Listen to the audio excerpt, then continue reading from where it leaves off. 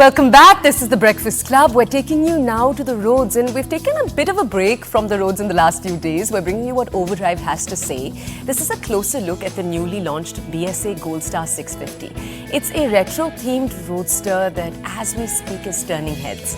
But is this single-cylinder motorcycle worth the hype that surrounds it? It's a beautiful-looking beast, but we'll explore on the show the BSA's rich history, what it brings, its sleek design, and the powerful performance.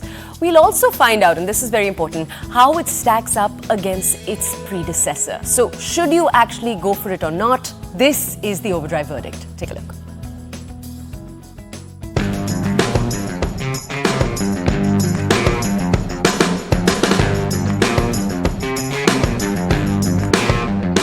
As always, history and heritage go hand in hand.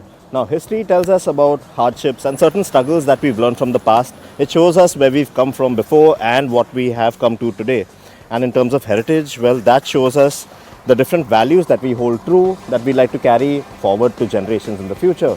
And especially when you consider a motorcycle brand like BSA, in terms of history and heritage, well, the company is rich in those two very aspects. Now, not a lot of people know about this brand or the rich heritage and the history that is involved with this BSA brand. So in this review, I'm going to touch upon these subjects while also explaining to you what the Gold Star is all about, because that in essence is what the Gold Star 650 is in today's world. Now, not a lot of people actually know about the legacy behind brand BSA because this is in fact a company that has been around for more than 100 years. 1903 it was established. So primarily BSA, which is Birmingham Small Arms Company Limited, was started in the late 1800s. It primarily made arms and ammunition for the UK and provided them with artillery. But then again, it had to be enterprising, find different ways of making more money, and it transitioned from making cycles to a motorcycle division in 1903, and finally by 1910 it came out with its first motorcycle. Now, over the course of time, throughout the world wars and in the periods in between, it grew tremendously in stature, so much so that by around 1950s, well, it was the largest manufacturer of motorcycles in the world. At one point, even owning Triumph motorcycles and joining a joint venture with Norton motorcycles.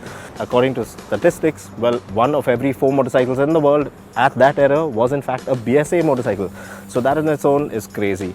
But then again, sadly, its fame didn't really last, because by the 1970s, some mismanagement calls led to the company filing for bankruptcy, and by 1973 they had to shut shop for good, ending a non-stop run of over 60 years of productions of motorcycles.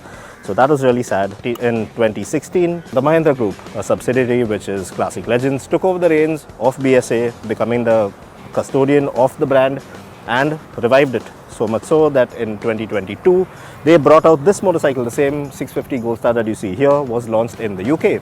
Now, as you may know, that motorcycle has taken quite a while to get here, but look at it in all its grandeur, and we are really happy that it actually has. And there's a lot more to this motorcycle that actually meets the eye. There's a lot of history behind it as well, and that we're going to get into right now. So in terms of design of this new Gold Star 650, you might have heard a lot of talk about this new motorcycle trying to mimic, well, the design and aspirational values of the older generation of motorcycles.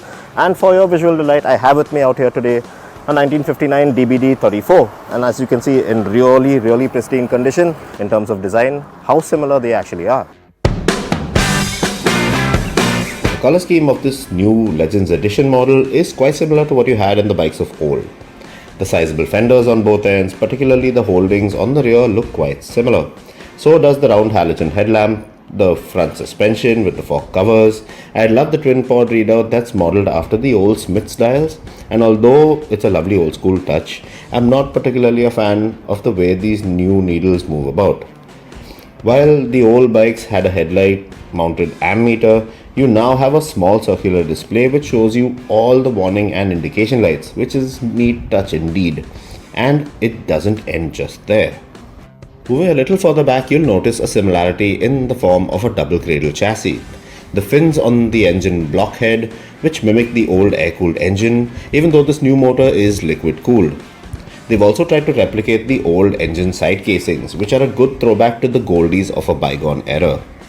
I also think that the 150 section tire on the 17 at the rear adds some much desired drawn to the rear of the bike as well. Overall, I find the new bike to be extremely neat and tidy, but I do have some niggles about some bits on there. One being the fact that the fenders aren't made of metal. Two, I find the digital readouts on those meters to be a little tiny and odd looking. And three, as far as the branding is concerned, besides the side panels, the three cross rifles or at least the BSA insignia on the engine covers should have been etched on there instead of being stickers. Also, something unique that Classic Legends has done with the BSA is moved the oil sump to under the seat, behind the side panel, which is great because it has lowered the bike's center of gravity, lowered the seat height as well. But strangely, these side panels aren't lockable, so you'll have to be discreet when you remove the one on the left and pull a cord to take out the seat to access any bike documents that you have stored under there, or even change your engine oil. Carry out these exercises often and the rubber that holds these panels back in place could wear out.